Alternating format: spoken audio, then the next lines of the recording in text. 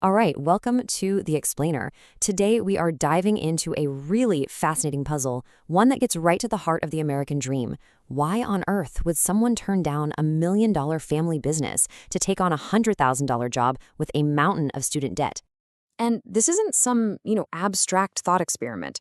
This is a real choice facing the children of so many immigrant entrepreneurs. And the answer? Well, it tells us a ton about status, shame, and the brand new economic reality we're all living in. So this feeling, it's not just some private family drama. It turns out it's a recognized social phenomenon. It even has a name, and it's deeply rooted in the story of immigrant success. It's called the funded shame paradox. Kind of says it all, right? It's this wild situation where the very business that pays for the fancy college, the nice car, the whole lifestyle, that business becomes a symbol of a past the kids desperately want to escape. It's a reminder of a struggle they never actually had to face themselves. The innovator Dai Tran, whose work is a big part of our source material, just hits the nail on the head with this question. I mean, think about it. If the whole point of getting a business degree is to learn how to generate wealth, what do you do when you've got a masterclass happening right at your own dinner table? Okay, so let's actually talk about that wealth, because I think a lot of us have this picture in our heads of a small, back-breaking business. But when you look at the numbers behind an industry like the Vietnamese American nail business, whoa, the numbers tell a completely different story. Yeah, we're not just talking about a few mom-and-pop shops here and there.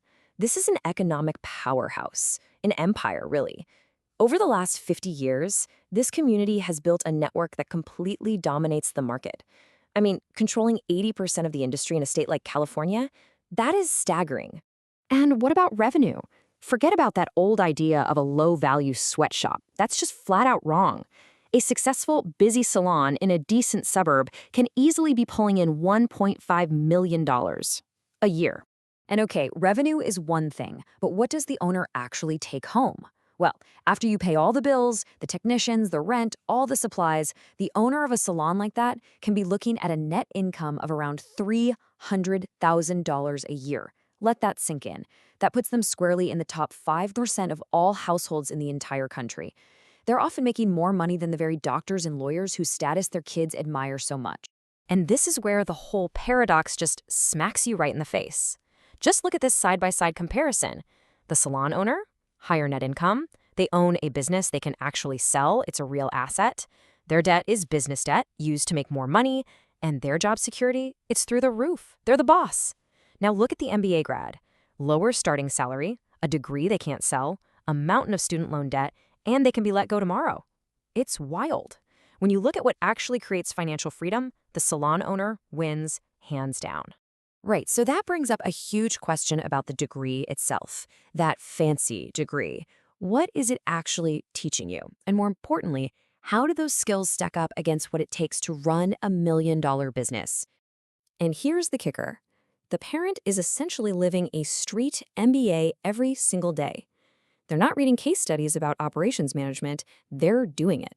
They're not analyzing customer relationship software, they're building real relationships with real people. They are living and breathing HR, logistics, supply chain, the whole shebang.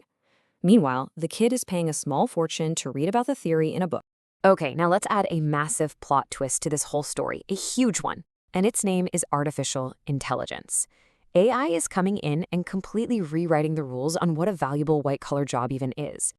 This chart just lays it out so clearly, doesn't it? The kind of brainy, analytical work an MBA gets you, like a financial analyst or a marketing manager, those jobs are super vulnerable to being automated by AI. But the physical, person-to-person, hands-on work of a nail technician, good luck getting a robot to do that well. The risk is almost zero. At the end of the day, it's this simple. AI is great at processing data. It cannot give you a pedicure. And that's not a joke. It's the new reality. Career safety in this new era isn't just about what's in your head. It's about what you can do with your hands, with your heart, what you can do that a machine can't. And that's why a vocational license, like for cosmetology, is what our source material calls a certainty engine. Think about it. In an economy where you can get laid off from your corporate job in a heartbeat, having a license to perform a service that people will always want, man, that's one of the best forms of financial insurance you can possibly have.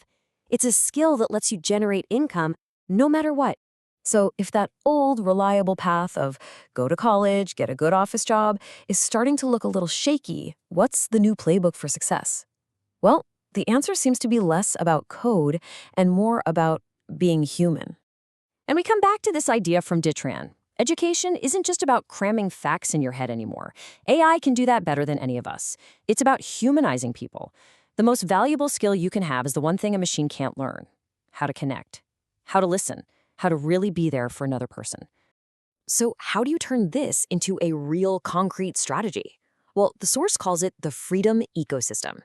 And in this model, that shameful little nail salon isn't the final step. It's the engine. It's the core that powers this whole vertically integrated empire. You own the salon, sure, but then you own the real estate it's on. You own the beauty school that trains the next generation of technicians. You even develop and sell your own line of products. It's brilliant. And guess what? The smartest folks are already catching on. You have these incredible examples, like Trick Nguyen, who has a Harvard MBA, leaving a top-tier consulting firm to go back and scale up nail salons. The winning strategy isn't about escaping the family trade anymore. It's about coming back to it, armed with these new corporate skills, and absolutely revolutionizing it from the inside out. So, after all this, what's the big takeaway? What's the million-dollar truth we're supposed to find hidden inside this whole paradox? Well, it leaves us with this final, really thought-provoking question. For so long, we've been told a degree teaches you how to get a job. A trade, on the other hand, lets you create one. Now, in this new age of AI, you tell me, which one of those is actually more valuable?